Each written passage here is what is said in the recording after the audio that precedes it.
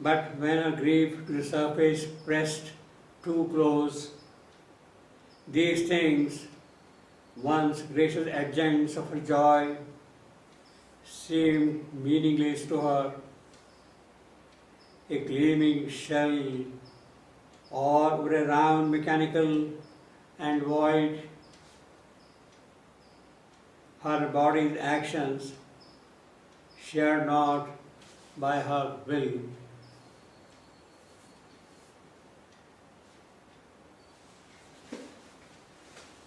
All the activities Savitri was engaged in, they only looked as adjuncts, as few additional things to the main task she was to do, adjuncts of her joy. She was happy with them, but the real happiness was something else in her case. Savitri was doing all these small little things, yet in all her acts a strange divinity shone. And therefore, even in these small little things, the adjuncts were a part of her bigger joy.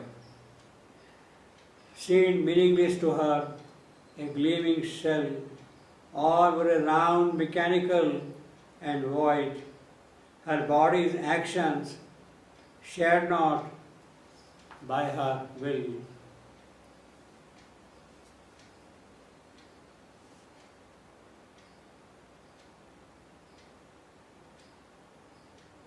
Now this line, her body's actions shared not by her will.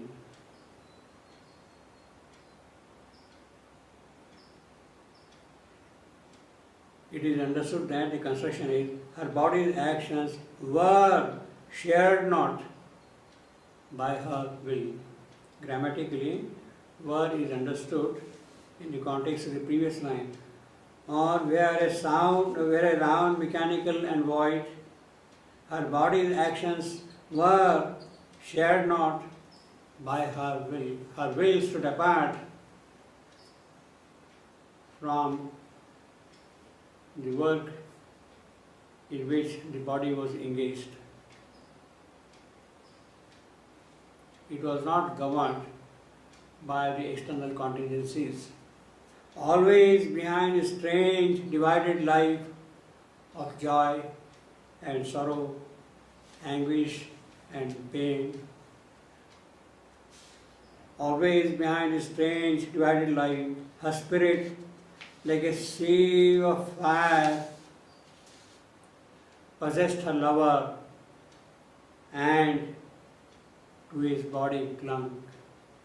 One locked embrace to guard his threatened mate.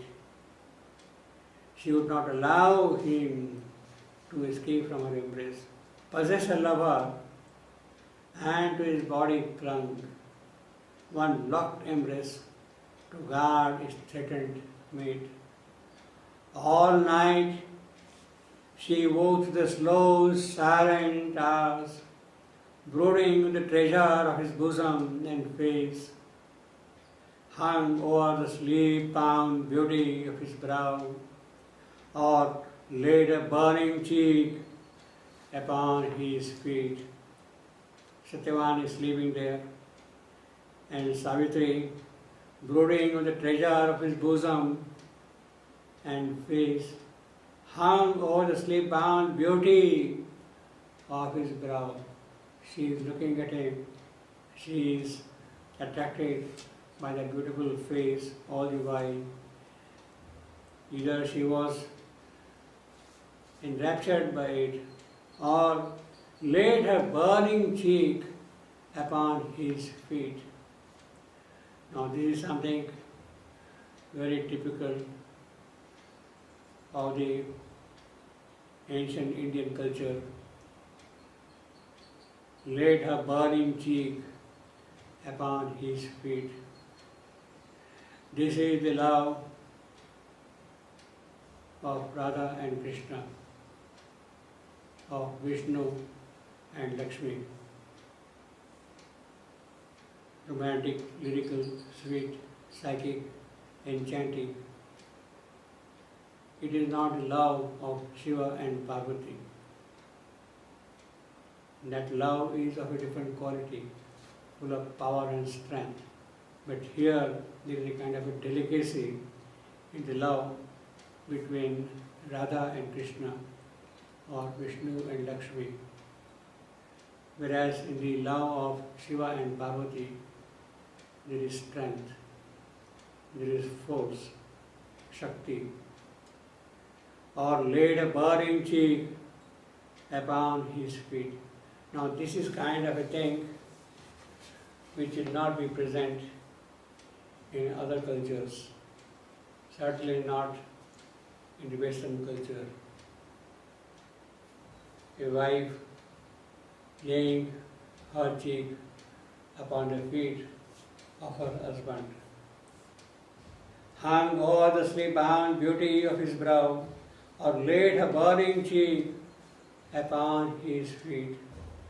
Waking at morn, her lips endlessly clung to his, unwilling ever to separate again, or lose that honeyed drain of lingering joy, unwilling to lose his body from her breast.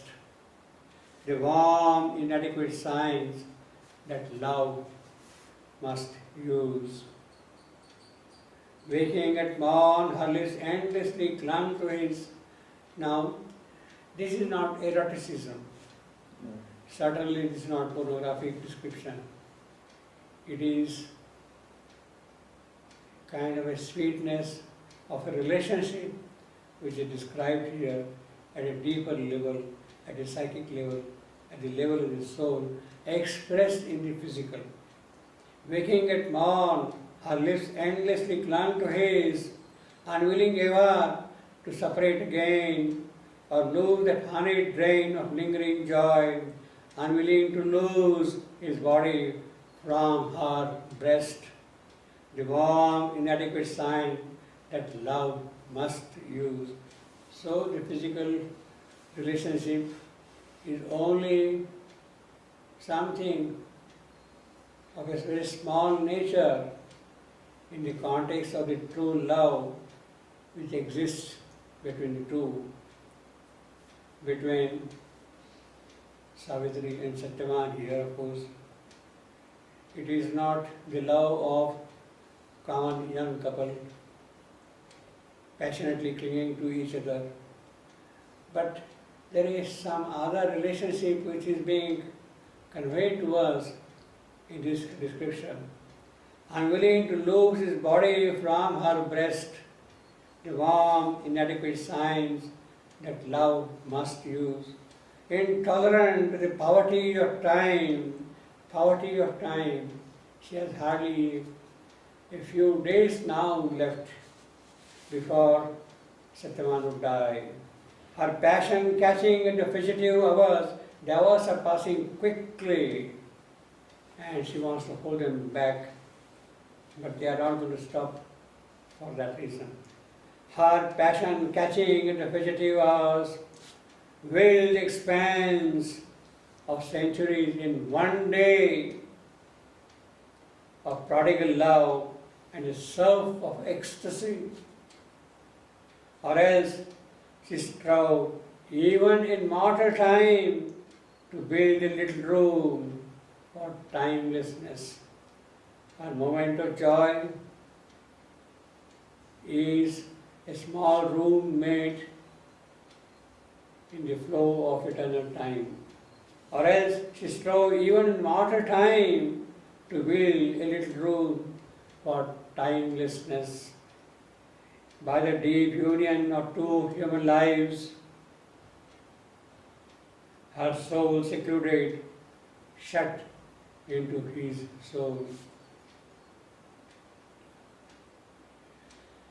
Savitri is experiencing an intense moment of love.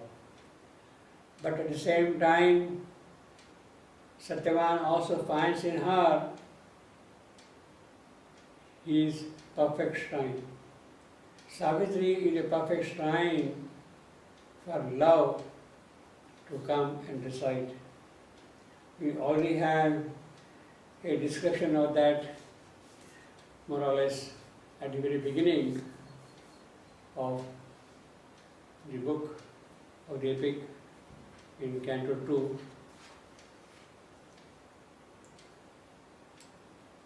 Of the book of beginning.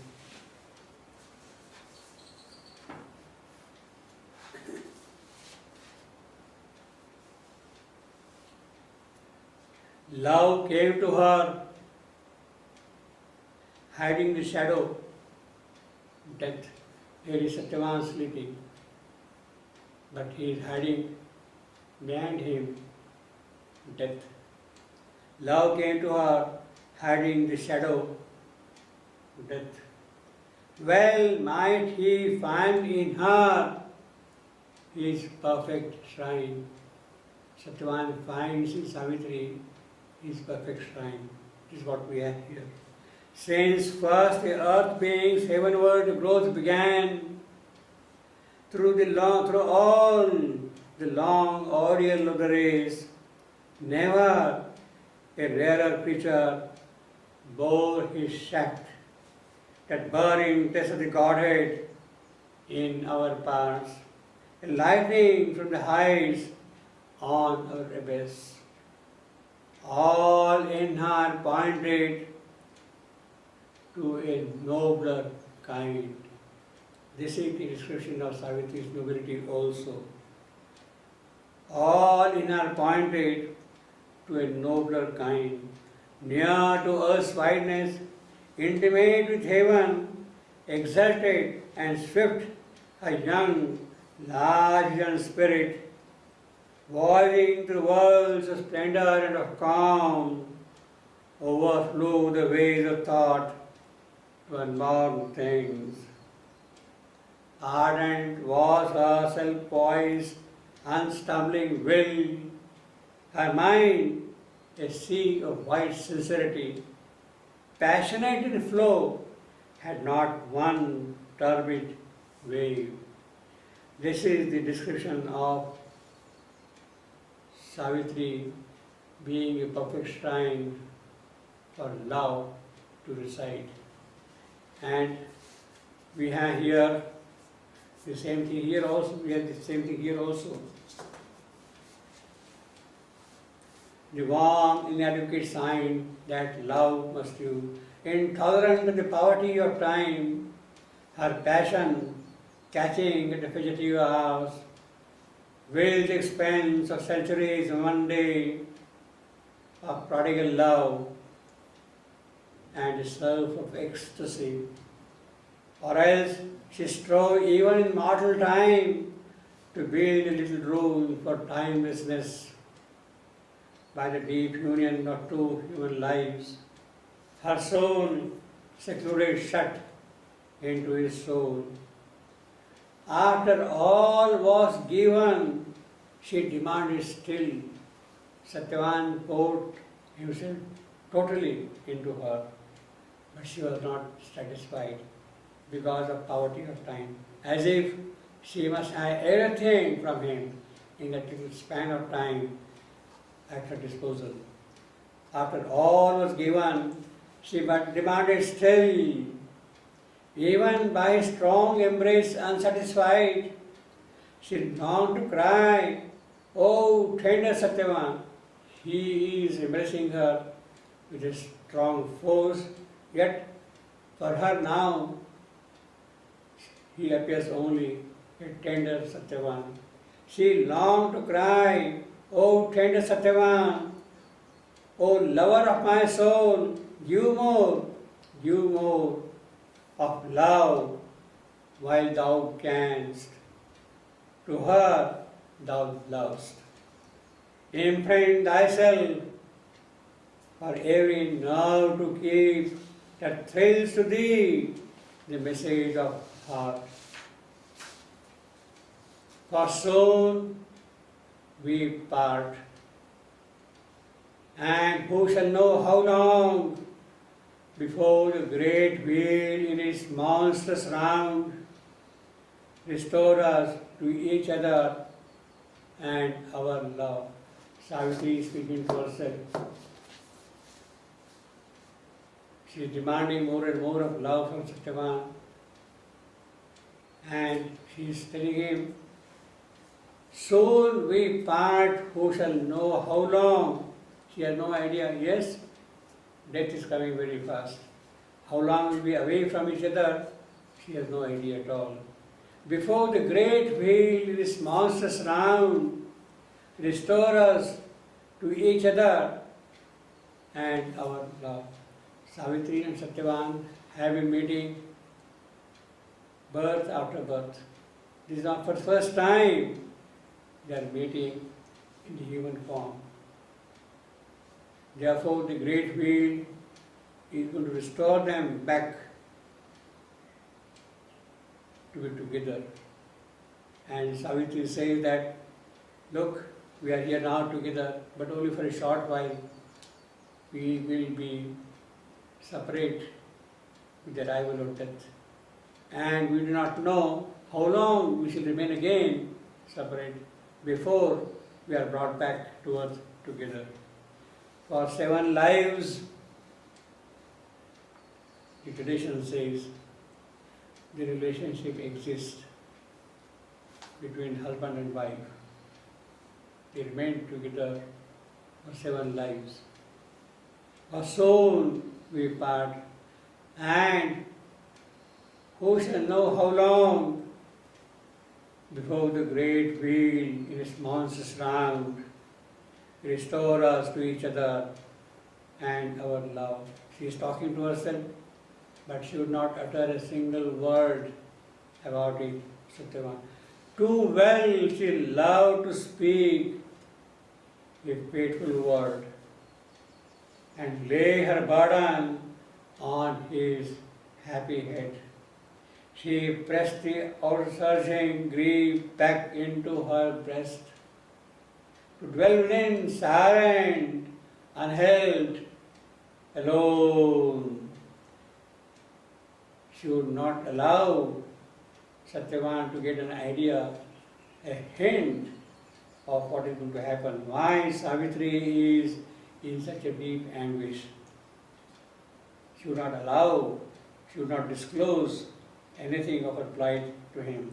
Too well she loved to speak a faithful word and lay her burden on his happy head.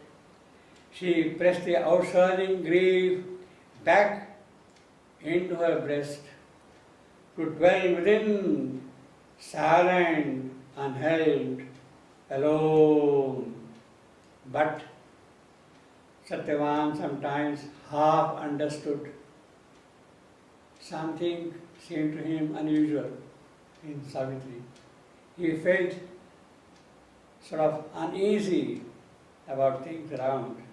But Satyavan sometimes half understood, or felt at least with the uncertain answer of our thought-blinded hearts, the unuttered need, the unplumbed abyss of a deep, passionate want.